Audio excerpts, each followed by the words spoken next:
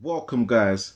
Is another Instagram live with your host Danny Glover, the master aficionado. You know where it is. Big up Tommy W Pace in the building. First in, we are live and we are going to get into what transpired last night. It was a mad, well, it was very exciting, very eventful. We had USYK Joshua 2. We had Usman Edwards 2. So we had two rematches on our hands. One being with Alexander Usyk versus Anthony Joshua. That first fight was last year. Kamaru Usman versus Leon Edwards. That started, wasn't that like 8 years ago? For my UFC MMA fans, you guys can update and get the right dates and all that type of stuff. So yeah, anyone who wants to come in and chop it up, you know, thoughts on what on the fight last night, on any of the fights last night, undercards. We had Callum Smith versus Matthew Bowderly, Bramla Ali, Andrew Tabiti versus the Beast Wilson, obviously Joshua Usyk. Yeah, come in and chop it up. Give us your thoughts on how you thought the fight went, what you liked, what you didn't like, what's next for both, what's next in the world of boxing. Tyson Fury, he's come out now. You know, I don't know if you've seen his story, and he's coming out on his rant and stuff. He's saying he will come out, but you need to pay big bucks and all that kind of stuff. So yeah, let us know who's in the building right now. We have the boss Don, the most honourable. We got Shakan Pitters, big up. Any of you want to come in, just hit the request button. Pugilist, Jack Athlete, yep, Jack Gladman, Cyrilla Music, Zhang was robbed, yep, Zhang, yes, in many people's eyes he was robbed. He had Filip Hrgović hurt all over the place. They skanked him. So big up Simon White. You felt sorry for AJ. Boxing Dad ACW, shout out as well. Why did you feel sorry for AJ? Simon White, let us know. Or come in and have a chat, chop it up. Yes, Pugilist, if you want to hop in, we're here ready to chop it up. I haven't done an Instagram live in a while, but I think it's very fitting. Rather than doing a neutral corner pod, I think today is better to do a live. So yeah, anyone else who wants to come in. Outburst was odd and embarrassing, but he was in pieces, Simon White says. Yep, I can understand the emotion. Big up Terror, and yes, big up Pugilist Tony. Make sure you guys head over to also and follow the Pugilist Boy YouTube channel that's now up and running. He's got a couple of videos out on there, and also follow him on Instagram. He is bringing great content and great conversations of years of wisdom, because you know, as our shirt says, a lot of don't know shit about boxing, but you sure do. Thank you, my brother. Thank you. How you doing, pal? Yeah, I'm good, man. All good. So yeah, AJ Usyk AJ 2 last night. What was your thoughts, man? It's emotional, brother. It's emotional. I mean, you know, I like to start off by quoting October Red Boxing. That's my dog. Oh, she's just coming. I got a lot of time for AJ. I think following the defeat last night, I've seen some really disparaging comments. I think that there's been a really bad reaction by some people. I think, you know, look, we're boxers. We've walked the walk and we've talked the talk. We've been in the square circle. We know what it takes to get to the top. You know, neither of us have got to that level, but we know what it takes to be successful as a boxer. And I think when people start going in on boxers and they ain't walked that walk, it's very hard to stomach. And for that reason, you know, I understand why AJ was emotional the way he was. You know, it doesn't detract from the fact that, to me, he just met one of the greatest boxers currently in the sport right now. And he came up short. He didn't come up massively short. He didn't get overwhelmed in a fight, but he just came up short. No ifs, buts, or maybes. He came up short. But there's no shame in losing to that guy, because that guy easily top 4, easily pound for pound, to me, no doubt. You know, but yeah, you know, as I said, it's kind of emotional seeing him break down the way he did. You know, you kind of wish that he could have been surrounded by better people. And I don't know the people concerned personally. I know some of them by name, you know, like Sir Alex Fernandez, Robert Garcia, Benga, but I don't know those guys personally. So I don't know how their relationship is with AJ, and how they felt that they couldn't contain him emotionally at the end of the fight. But yeah, you know, I'm gonna start off like that. Yeah. Yeah. And what it is, people just have to, because I've seen some disparaging things from civilians, I call them, in their stories, some of their posts and stuff, mainly on my Danny Glover page, on the Fight Fan TV stuff, on the things, the stories. People are a bit more sensible. But, you know, I see people, oh, I think I've seen even women who have an alternative lifestyle, called, they're like studs. They're saying they think that they can beat up AJ, get them 6. I'm like, all right, you see. So what it is, we've come into a culture now where if you take a loss, it's just completely unacceptable in a fight. If you know, and why Anthony Joshua, I feel, was so upset, it's because it's like, if you go for a job interview, you've nailed the interview, you've got all the qualifications, and you're just not good enough. There was just a better candidate than you. That's just life, unfortunately. And it is going to hurt because you've put everything into it and you've come up short. And as you said, I agree. He done a lot better than the first fight. He showed his improvements. Unfortunately, USYK just has a better output and it just has a better skill set. AJ brought out the best in USYK, because that USYK, we haven't seen. He turned up the heat in the last rounds when he realized it was close. And he was, and Anthony Joshua showed better defense, showed better durability in taking shots, better recovery, better stamina, but it just weren't good enough. And you know what? If you give your best and you lose, that's all I ask for. Lose like someone who cares and like a valiant man. And it's the Warrior's Code, as Chris Eubank Sr. says: take your beating like a man, and don't look for the fire exit. And that's what he did last night. So to me, I'm proud of Anthony Joshua. And regarding his team, yes, the only person I saw who was trying, well, 2 people, funny enough, was his cousin Benga, who was holding him back when it seemed like he tried to go for somebody, and Derek Chisora as well. Because, but then even when he was going out his ring, his dad tried to hug him, and he started kind of getting aggressive, like, get off me, to his dad, which I was very surprised and I didn't like to see, because I thought, you know, you're normally so respectful, bowing at your dad's feet and stuff like that. But his head must have been in such a mad place. Hopefully, surely he must have been apologizing profusely to his dad an hour later or in the morning. But that wasn't good sight to see. But you know what?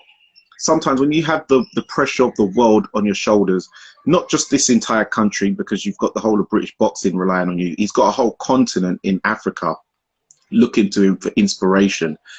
We haven't lived the kind of roller coaster life he's lived for the past 10 years. He's had to put on, you know, a persona where he probably is more of a street guy. But we always complain about, oh, why do we get on TV and start going on this way and yo, and acting like Top Boy? So when he's now trying to put himself as a more refined person, we're calling him fake. Why don't you bring the street attitude to the screens? And then when he did do it, now we're like, oh, that was embarrassing for us. Oh, it hurt to see that. Oh, so which one do you? Sometimes you have to be careful what you wish for. So to me, he was upset. It's just like when tennis players break their racket. I've seen baseball players break their bat, start shouting at umpires and stuff like that, and football players fly kicking fans and doing madness. So we don't get onto them so harsh about these things.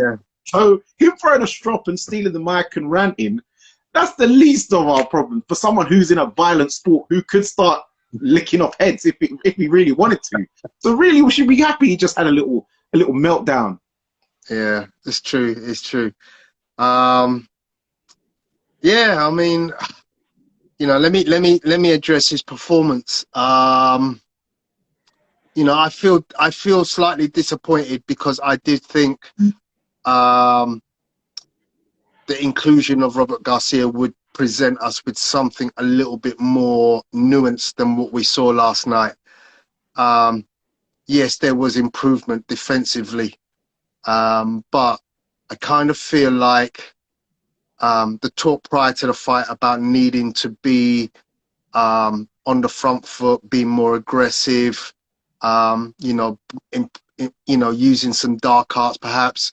Yes, we saw, you know, little snippets of it later on in the fight, but really and truly, I kind of felt that there was a lot of missed opportunities in the fight where certain situations technically would occur, like where USYK would perhaps stand in a position where his right hand, because he's a southpaw, would be down, and he would be open for a left hook. Sometimes, and I know, you know, look, I can show you my chin, and it doesn't mean to say just because you throw a punch, you're going to hit me on it. USYK's movement, his defense is superior, but I just kind of feel like in working out how to beat a USYK, you have to get into the habit of hitting every part of him that presents an opportunity. So if he stands in a shell, hit the shoulder. If you can't get the chin, hit the shoulder. It's like Canelo Alvarez. Canelo will bang the hell out of your arms if you shell up, yeah? Because he knows eventually those arms are going to drop. And in fact, he's inflicted damage on people's arms because of the sheer power that he puts into some of those shots. So I felt that Anthony had opportunities where he was close enough to unleash really destructive punches. And we know how hard he hits. I kind of felt like also he was falling short with some of his straight right single shots. And they weren't really showing a technical capability that I think he should have honed. Because if I'm fighting a southpaw, I'm literally spending hours of every day honing my ability to move my feet into a position and launch a right straight into your chest. And I mentioned it to some of my friends yesterday. I'm a great fan of Evander Holyfield. I've loved Evander Holyfield, beaten loads of his fight. And Evander used to throw jabs at people's chests. And he wasn't like 6'9" or nothing. He was a short heavyweight. Yeah. And coming up from cruiserweight, what he continued to do was throw shots straight at your chest. And it gets to the point where you can't miss. Because if you position your feet appropriately and you throw that shot, I can move my head, but my body's still there. And I felt that technically AJ didn't show that he had mastered the strategy of being able to position my feet for the orthodox fighter against the southpaw. I'm going to move my left foot outside of your right foot, yeah? And I'm going to move into a position where my foot is now in a position where I cannot miss, yeah? And I'm going to throw a straight right, straight down the pipe. Now, if I aim that at your chest and you move, I'm still going to connect. And I just kind of felt like there were certain things, and you know, look, I'm not privy to seeing what goes on in camp. I don't know what goes on in sparring, but bearing in mind that this is the elite boxing, these are some of the things that I would teach an amateur, because you know, as an amateur coach myself previously, and now, you know, if I've got a fighter and I see him against a southpaw and he's an orthodox boxer, I'm saying make sure your left foot is on the outside of the guy's right foot and position it so that it's in range, yeah, so that when you throw that right cross, it's right in the hot area, yeah. Further to that, there's a lot of single shots where he hits USYK, and it's a single shot, and I'm like, but you can't just throw the right cross. You got to come, you know, your body is turned all the way across now. You have to come back to a straight position. If I'm coming back to a straight position, what have I got to throw? Left hook is a natural, you know, and even if I miss it, it's coming across, yeah, just throw the thing. I'm still going to be in a guard position, you know. So I kind of like questioned, like, there are certain things in that fight I look at and I go, you missed the opportunity. Sometimes, you know, we saw some good body work in the late rounds, and I just thought to myself, where was that at the start of the fight? You know, the one thing I would have implored him to do as a trainer, coming up against a guy like USYK, slow him down with the body shots. You know, just every time you get an opportunity, throw those hands at the body. And USYK is so good, so good. I mean, there's just so much to admire about him as a boxer. But look at the way he can throw punches in bunches, but he doesn't have to throw them with venom and bad intentions each time. He can hit you, touch you, you know, and he knows he's setting you up for something hard that's coming at some point in a combination. You know, he's pouring out, but he's doing it in such a way that he's getting you to react. There are a couple of times where AJ used a feint, and I thought that was good. And it looked like it did actually create a reaction from USYK, but he didn't capitalize on it. And I was like, oh man, you threw the feint, he moved into the position that you want him to, but you didn't capitalize. And for that reason, again, I kind of was like, God, there were so many things that were missed. So many opportunities were open for him to do really big damage on that guy in early rounds, and he didn't capitalize. And ultimately, down the stretch, he didn't do enough. Yeah. So yeah, OTC. Following on from what Tony said, so what was your assessment on the fights, and yeah, what's your overall thoughts on the fight and the post-fight antics from, you know, Anthony Joshua?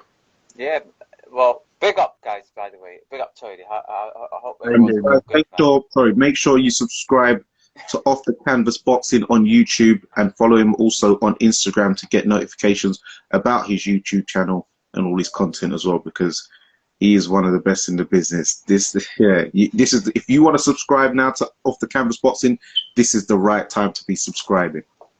Yeah, well, much love for that. Much love for that. Well, put it this way: the last video that I dropped wasn't quality. It was a bit downbeat. It was it sounded like a eulogy, but we move on. In terms of AJ's performance, now I had a chance to sleep and kind of calm myself down because I was a bit distraught yesterday. I might have been saying some bad stuff, but it is what it is. Early on in the fight, I knew exactly what he was trying to do. He was trying to wear Usyk's body down in the hope that Usyk would be a little bit more static in the second half of the fight, so that he can then apply his combination punches and then get him the hell out of there. The issue is that by the time we got to that second half of the fight, Usyk had that recovery, you know, within his body, that second wind. And then when it came to AJ's front, his stamina dropped gradually throughout the fight, and therefore that ultimately wasn't the number one tactic. But at the same time, I don't think he could have done anything differently to make him win that fight. Nothing that he could have done differently, in my opinion, would have helped him win that fight yesterday. Even the only thing different that he could have done is kind of just went for it in the first 3 rounds. And maybe scored a knockdown. If he scored a knockdown within the first half of the fight, I think he potentially could have won that fight. He potentially could have won that fight if he scored a knockdown. And there was a round as well where a couple of rounds where he was just standing there. He was kind of stuttering, in 2 minds about it. And Usyk just came in and said, you know what, all right, I'll just take the chance here, 1-2, and pivoted on the front foot. Sometimes you just miss 100% of the shots that you do not take. Yeah. And maybe AJ did. Yeah. Now go on, say maybe. Finish. And you know what? Maybe AJ didn't take enough risks early on. He did try to do it in the second half of the fight, particularly, but at that point his battery was a little bit more worn. Usyk had a couple of an extra gear to go down, and you know what? That's all she wrote. Yeah. I just remembered something that I was spotting from early doors as well. He kept throwing a really short uppercut, way short of the target. He was throwing it, and it was missing the target by inches.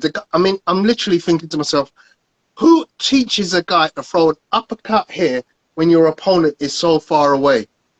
I mean, again, if I'm training a guy and I'm saying, right, throw your hook here, throw your uppercut here, he has to understand. And during sparring is when you hone that craft, when you throw the uppercut. Because to throw an uppercut and you miss the target, it's something wrong technically there. And, this is not the time in your career that you should be, unable to know when to judge an uppercut to be thrown.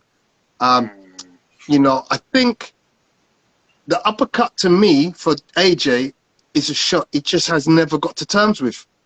I think he has. He's thrown some very highlight reel looking uppercuts in his time against right? Absolutely. But if we talk about his heyday, he had great combinations, and I just don't know what's happened to that AJ.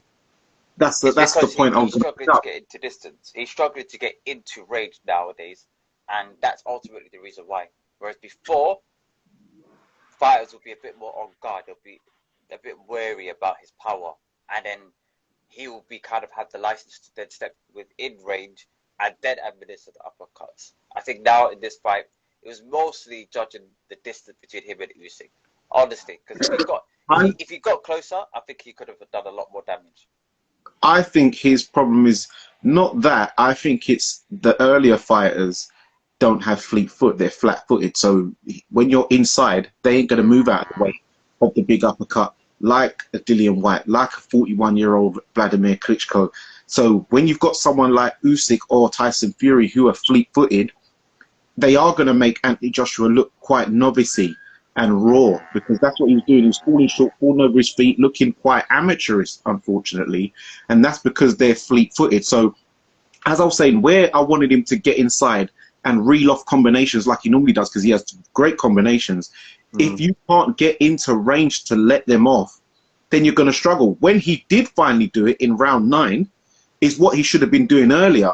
But unfortunately, he started that very late. And when you're doing that late, when you're already in second win mode, then round 10, 11, 12, you've emptied the tank, unfortunately, and you can't quite rally how to rally. And he was using an Elton ABC style, a guy called Steve Barrett, who's the head coach.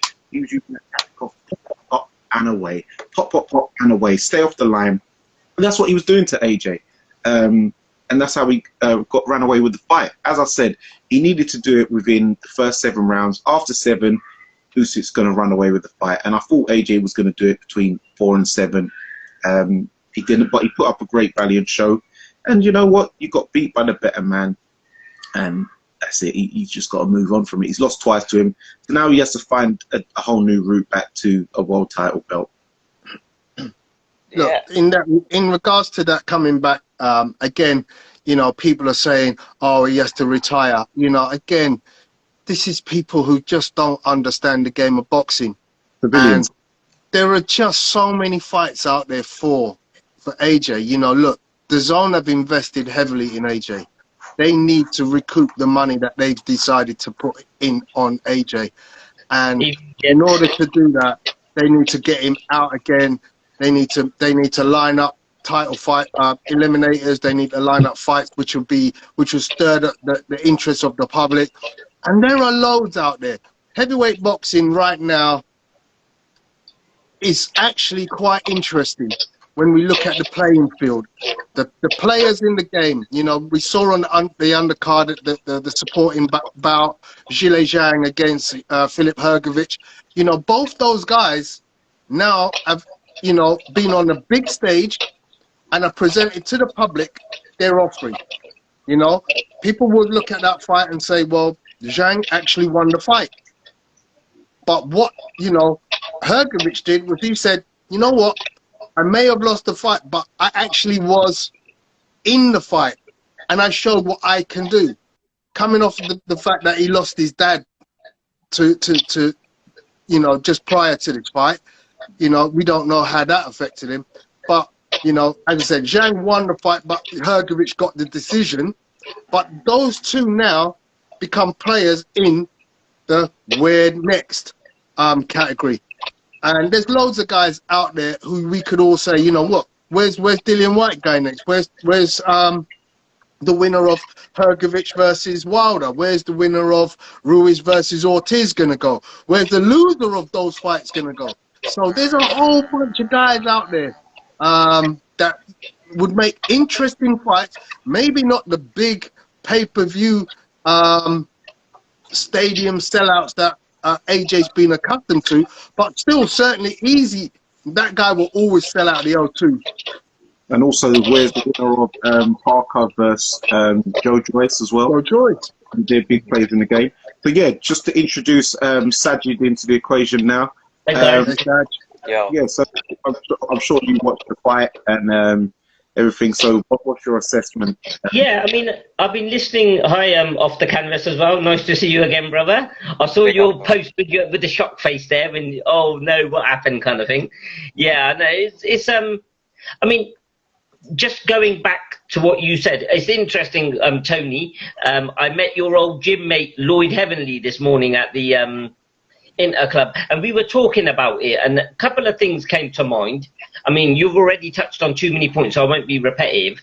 In terms of the Hrgović Chang fight, I think what Lloyd was saying is that in the rounds 9 to 12, he picked his game up a bit because he looked like he was almost going to get knocked out. I think in the 7th or 8th, you know, he was against the ropes and taking a bit of punishment, almost on the verge of, you know, sometimes a weak referee can stop it. But Lloyd reckoned that in rounds 9 to 12, he turned it up a little bit, and that's what the sort of judges saw. You know, those last 3 rounds, him just pulling away. And also, in terms of what, you know, you was mentioning earlier about Joshua, about AJ, I think, I don't know about you guys, but Lloyd mentioned it, and I thought similar as well. He looked a little bit gun-shy. And the thing about it is, I don't actually, because AJ's never actually been sparked out. He's never actually been, you know, completely unconscious. When he was stopped by Ruiz, he was stopped on his feet. So that was a bit of a surprise to me as well, how, you know, sorry I'm speaking 100 miles an hour, but I hope you get, you guys, I've known you guys long enough to get the gist of what I'm saying. You know, he could have probably pushed it a little bit further, like you mentioned, Tony, you know, when he throws that jab, feint or whatever, come back with a big right hand and actually, you know, imposes size on USYK. And at times it looked as if USYK was shoving Anthony off, you know, like shoulder rolling, pushing him off with the shoulder, which is at times I find a bit surprising as a smaller man. So that's a couple of points I picked, you know, mentioned with you guys. And again, in terms of his loss, I don't think having a loss, even a succession of losses, is that problematic, because back in the day, fighters could have many losses, but they'll still be in that heavyweight equation. You know, someone like Ron Lyle or people like that. I mean, I think it was Jersey Joe Walcott lost to Ezra Child, what, 4 out of 5 or something, isn't it? And still, you know, still got his title shots and stuff. So it's yeah, it's those are sort of like immediate points. So yeah, and then, Yeah. you know, Yeah, even when you're talking about the following up on shots and getting pushed off, because I noticed Tunde Ajayi, he was doing a live with Spencer Theora last night, and he noted when he was doing his commentary, he was saying, good right hand by AJ, but then Usyk's pushed him off. He's like, and what it is, sometimes, yes, AJ looks very pumped up, but one saying I've always said from many years ago is that there's built for show and there's built to go. I don't think AJ's as strong as he looks. So where he looks very physically strong, I don't think he actually is physically strong. Hence, we always say impose your size. He can never do it. He never tussles anybody. He can't grapple anybody. He can't push anybody around because he's not strong enough to do it. He is. He pumped weights, as he said, when he was, because he wanted to learn how to do boxing. Because he thought if he goes inside, he needs to look after himself. So he's naturally not a really big guy. You can tell by his physique. He's not really a big, strong guy like that. Yes, he's. You mean by his frame, by his bone structure in his frame? He's not naturally a big, like, where's Fury? He's just a big old lump. So he can lean on you and push you and headlock you and drain you. AJ can't drain nobody out, unfortunately. Look like he can, but he can't. Hence, someone like Usyk could push him around. And someone like Fury, if he gets hold of AJ, he's draining him very quickly, unfortunately. Yeah, one of the things also I was talking to Lloyd about is you know that whereas Fury or someone like Foreman, for example, when they fought smaller guys, what they did is they sort of slapped their hands down, they sort of grapple with, kept their hands out. You know, if you look at Foreman versus Frazier, for example, he was putting his hands down and bang, pushing, you know, sort of leaning on him, pushing him down, shunting him back with, you know, just pushing him back. Josh doesn't seem to do that. You know, he's all right against bigger guys, but against smaller guys, you know, he didn't do that. Really, I mean, that's a technical aspect of the sport that AJ just never has had.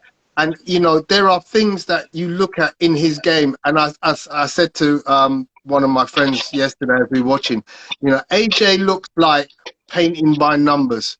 You know, he does everything by the book, and it looks like someone has to call the number and say this, and it's not natural to him to go, oh, you know, just feel my way into a fight. I think he's always thinking, and I look in his eyes when he's boxing, and I think, you know, there's a guy that thinks too much when he's boxing instead of just being natural.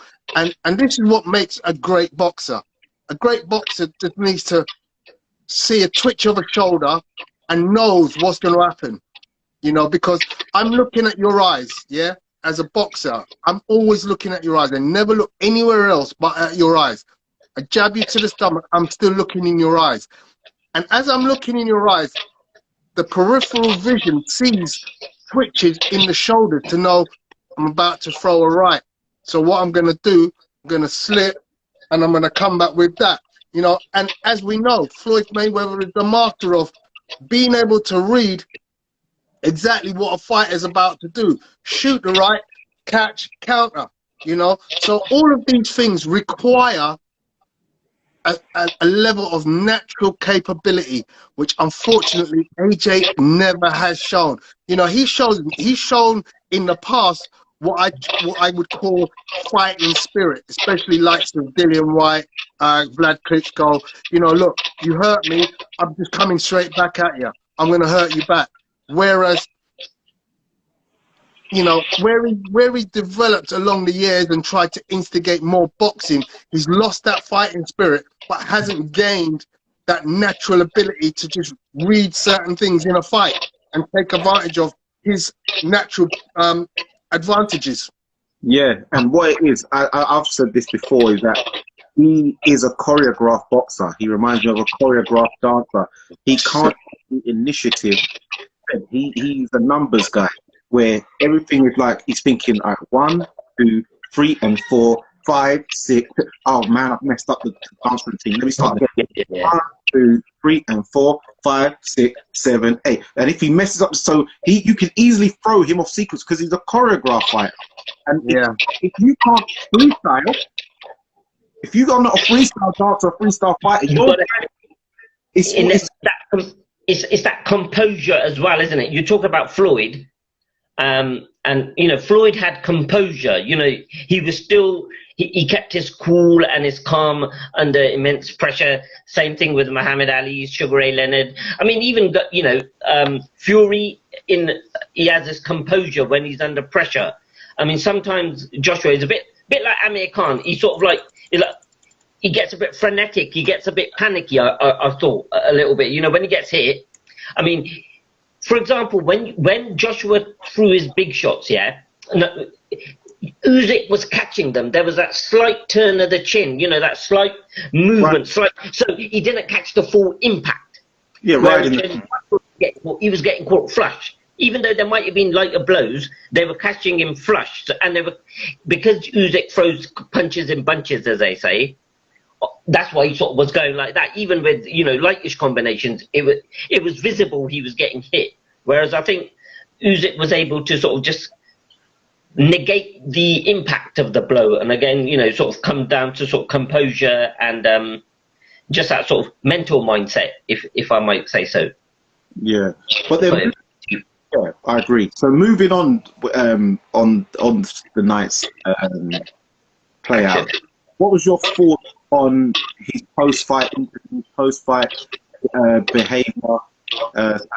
So yeah, what were your thoughts about that? I've heard a lot of things being said. I think basically my initial thought was he went into a bit of a meltdown. I'm not, you know, that's just the sort of words I use. I think I was listening to Spencer Oliver. And obviously, you know, the Oliver family is very close with Joshua, with AJ. So I think they said 2 or 3 things. One, I think he was just completely, you know, after such a tough fight, he was just completely out of it, basically, to a certain extent. You know, that sort of meltdown kind of thing. Obviously, I think also with Anthony, I think he tends to stay hit quite a bit. So I think he was a little bit on the concussed side, if I may say so. So he wasn't quite thinking straight, if you know what I mean. You know, like when you've been bashed up or something, or even if you play rugby, boxing, even if you come in a tough spar, you guys have boxed at very good level, yeah, especially you and Tony, all stars at big clubs, alumni of big boxing clubs. When you come out of rough sparring that, you know, it takes you a while to sort of get your bearings back. And I think Anthony, you know, at the immediate cusp of the moment, he just sort of lost his rag a little bit. That's my initial thinking. I can't really complicate it too much. Yeah, on that side, I mean, a lot of people have been very negative on his comments, but I think, you know, it's a difficult one to say. Yeah, sorry, brother. What's carry on? I don't think that it's that the fight affected that the outburst afterwards. I think that outburst would have came if you lost either way. Sorry, you would have had it even if it, yeah, because it was like a complete like mental breakdown. It just appeared that he just getting all of his frustrations from within outside. It wasn't something that was happening in the ring. It was just he let all of his frustrations out. A-class, I agree. I think A-class made a good point there. Yeah, so I think Danny said earlier on, you know, when you said, Danny, you said that, you know, like you go for a job interview, yeah, and you give it your best, and you've tried to tick all the boxes, but just a better candidate comes through, and you go out that interview, oh, right, you know, I should have got that job. That was my job. Why didn't I get it? Look how brilliantly I did. You know, I've seen it with the work colleagues myself. You know, when they go for a job interview and they fail and they get well pissed off. What can I get? How dare he get that job? You know, that job was mine. You know, it's like that me mentality. And I suppose you've got to have that tunnel vision. And when you're a one-on-one combatant, you can't sort of like say, oh, your teammate played rubbish or something like that. It's on you as an individual. And I think he just, you know, just lost it that way. Yeah, especially when you go for an interview and it's like an internal recruitment, and all of a sudden they get someone external for the job, and you're just thinking, oh, you've been sharpened. But OTC, what did you think about the post-fight presser when he actually did break down? Eddie Hearn started to cry too. And Pukish, you can give your thoughts on that.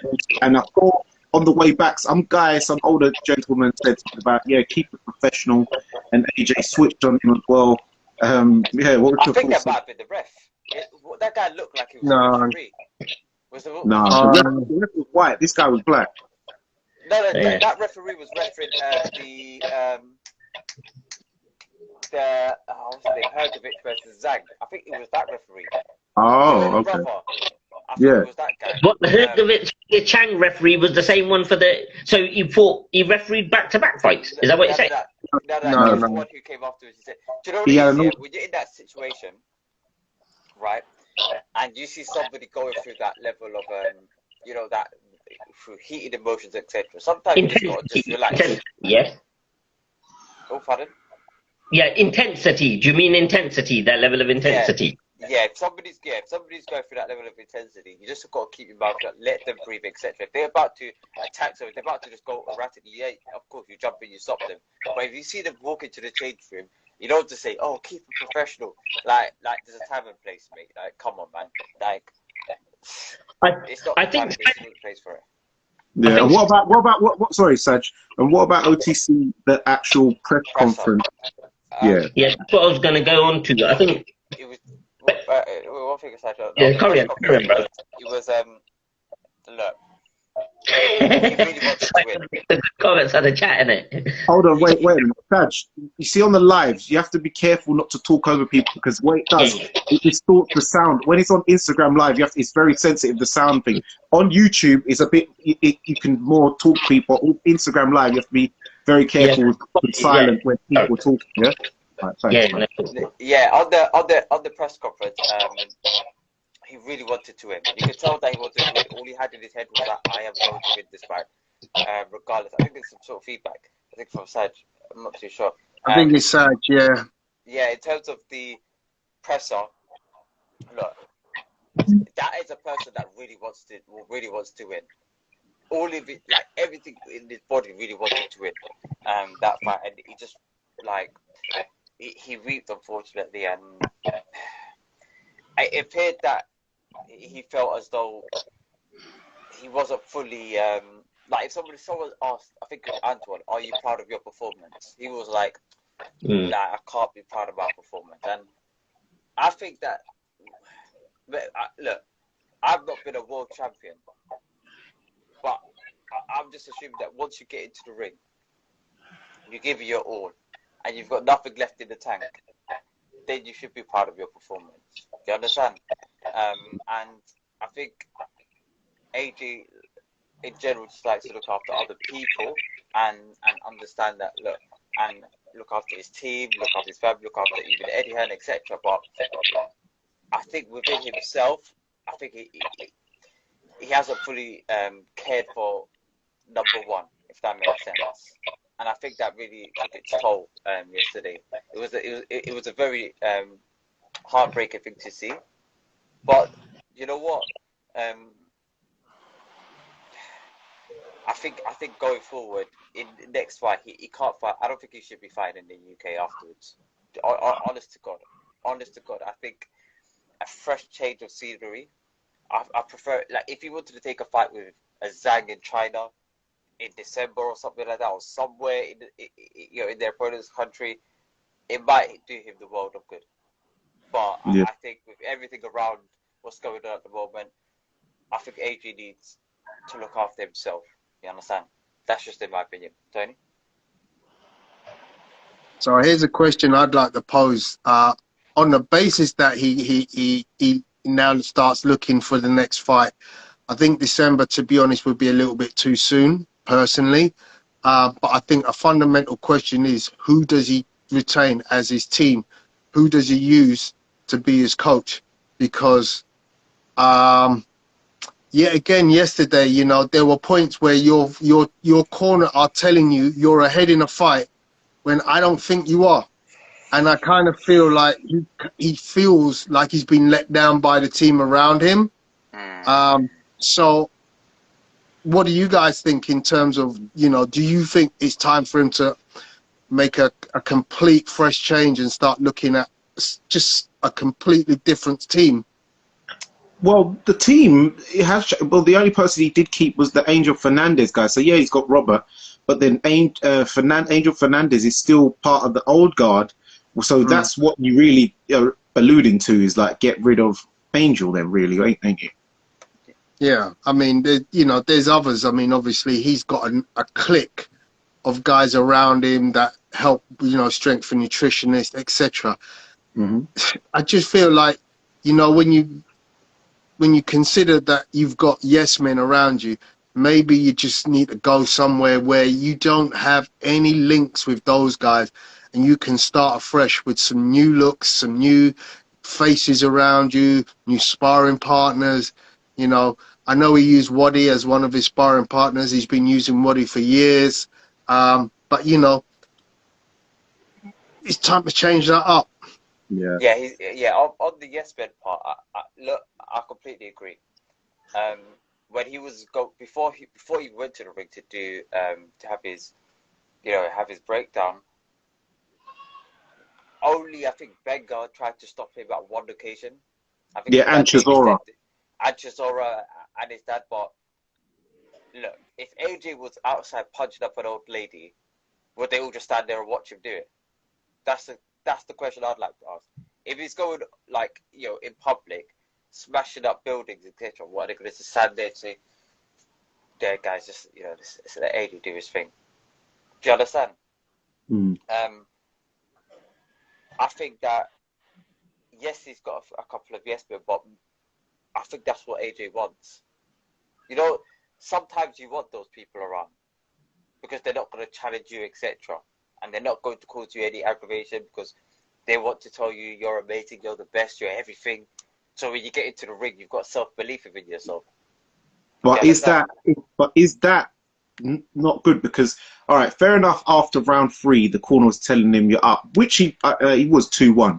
But after round 7, when they're telling him he's 3 points up, that is not the right tactics. The tactics they should have been using is, if you watched Kamaru Usman versus Leon Edwards last night, going into the 5th round, and he was down 3-1. Did you see that? Did you see the corner speech? Now, that was a motivational speech. He was like, what the F's wrong with you? Stop feeling sorry for yourself. Like, he's pushing him, like, proper shoving Leon. Leon's like, I'm not. He's like, well, go out there. You've got to shoot him. You've got to shoot him. So that's why when he did land the kick, he's like, one shot dead. Da, da, da, da. You didn't believe in me. Look at me now. And he's like, but that was that was like reminiscent of an Emmanuel Stewart speech. You need to watch that corner work of Leon Edwards, the Birmingham team. So that is what they need to do in the AJ corner. But unfortunately, they're not, because it's even what I brought up when I had Edgar, who's part of Team AJ, on the neutral corner, is I said about, you know, is it a good thing that he's gone with Roberto Garcia, because there was an element of, you know, too much familiarity with your team and some cheerleaders and yes men. And he was like, yeah, he understands that. But then, as you said, Pugilist, that there is still members of that old clique in there massaging him where he's not getting into reality. So yes, I saw someone talk about last night, maybe he needs to holler at Lennox Lewis and squash the beef. Maybe he needs to holler at someone like Bernard Hopkins and learn how to use some, you know, veteran-like tactics, and Hopkins could teach him how to use his veteran tactics as a big man to use some things on the inside, because his inside actual game is not really, as you said, Pugilist, is still quite lacking. Yeah. What's your thoughts? Again, you know, in terms of those sparring partners, you know, I heard him reel off in the press conference prior to the fight the names of the guys that he was sparring with, giving them a lot of praise for working with him. And it kind of dawned on me then that, you know, this is a big fight. This is one of the biggest fights of your life. You know, would it go amiss if you called Joe Joyce in? Would it go amiss if you called Derek Chisora in? Would it go amiss if you called Daniel Dubois in? You know, killers. You know, and you know, I love Waddy and I love some of the other names that he called, but I just don't think at this level, you know, remember, Muhammad Ali used to spar Larry Holmes, Religiously. you know, Keep sparring. that's what I'm calling like top draw fighter. If you're going to fight Foreman and you got a kid like Larry Holmes in your other corner, I'm like, yeah. And as you said, when you was down in the Kronk gym, you would have Thomas Hearns sparring Wilder's old Mark Breland.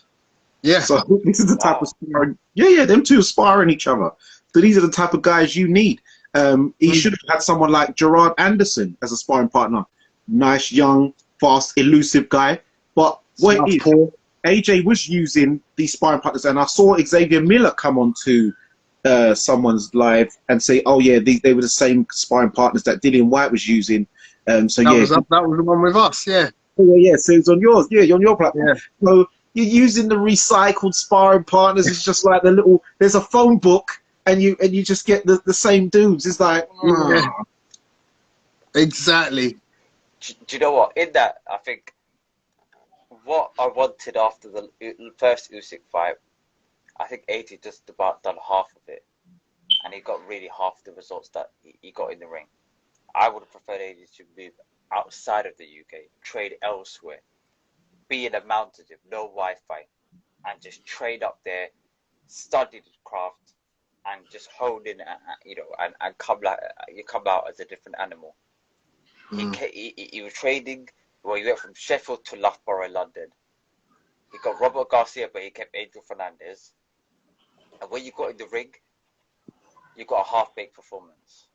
Well, Simon White says he needs a trip to some nasty US gyms where you have to earn your respect. Okay, but he did go to the USA, and maybe he didn't like what he felt in those nasty gyms, because he, remember, last year he was going around having a real US tour of various gyms in America and Mexico, and maybe he didn't like that feeling, and that's why he's kept Angel Fernandez, and then he brought Robert Garcia over to the US rather than stay in the gritty dojo in America, which is not beneficial for him. But this is what he's decided, unfortunately.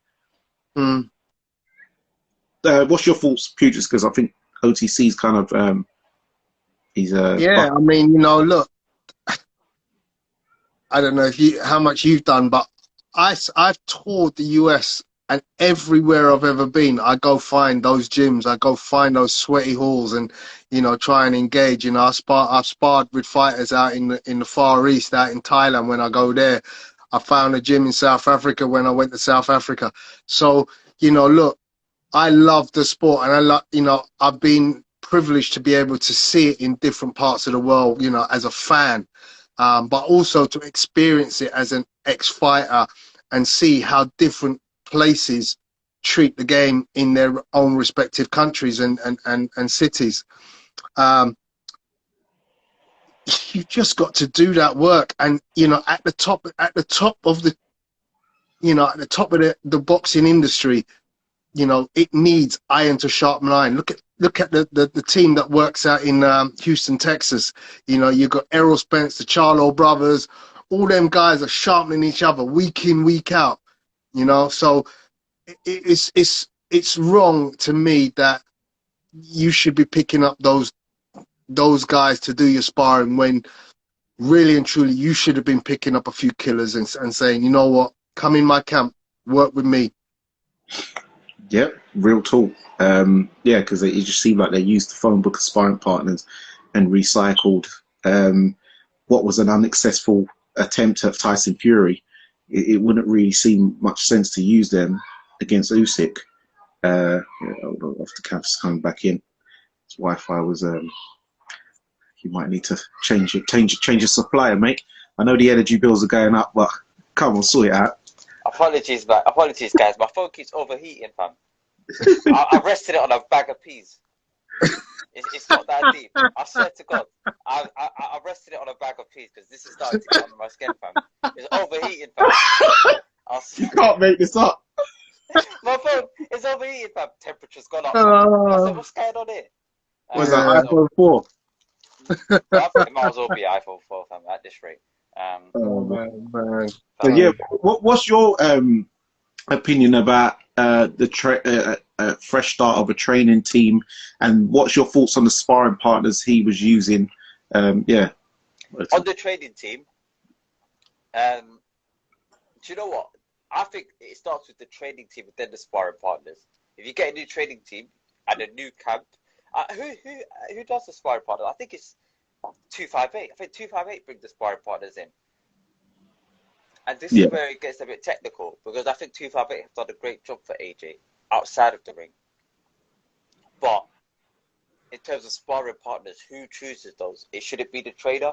And in terms of the trainer, yes, he went over to the US, but he went over to the US with Angel Fernandez in his ear saying, this trainer's good, that trainer's bad, this trainer's good. And AJ was like, oh, I'm choosing whatever trainer that could work with Angel Fernandez. And that's where the problem started. Do you understand? That is where the problem started. And AJ's problem is that there was people amongst his team allowing him to do things in the ring that shouldn't be the case. Against USYK, there was a lack of urgency, and not even Angel Fernandez stepped in. And Angel Fernandez allowed him to self-destruct. And you know why? Because that goes back to a point you made about 7 months ago on the Stamina for Sale. It was like a Snapchat, as Tunde says. What was it you said? No, listen, I said, is that if you've got aspirations to be a top level trader and AJ's taking you out to the US, what advice, or is that person the best person to listen to, knowing that they want to be number one? What number, if you're number two, what number one are you actually? You're gonna get the least crap number one, so that you can be number one effectively. So he went over to the US looking for traders. If you're number two, what do you think number two's doing? Whispering in your ear. Yeah. Whispering in your ear. It's like your ex is trying to tell you what wife to choose next. What do you think's gonna bro? Come on, man.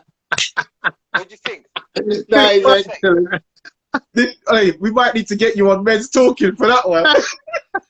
Do you know, fam? This is just sometimes you've got to understand what you want out of your career, and what type of people that you want around you. If you want people who are going to make you uncomfortable both in the ring and during invites, then you need people who are not scared of your presence. And introducing somebody like Robert Garcia just because he's compatible with Angel Fernandez, who Angel Fernandez has been effectively allowing AJ to do what he wants in the ring I think he was brought in from the two left fight, which I would say was outstanding, but it was fairly good, to the USYK fight, which was there was a lack of urgency. He was there the whole time. And he actually was, from what it appears like, was probably undivided Rob McCracken. And you're bringing that individual to then help you hire for his version of a number one.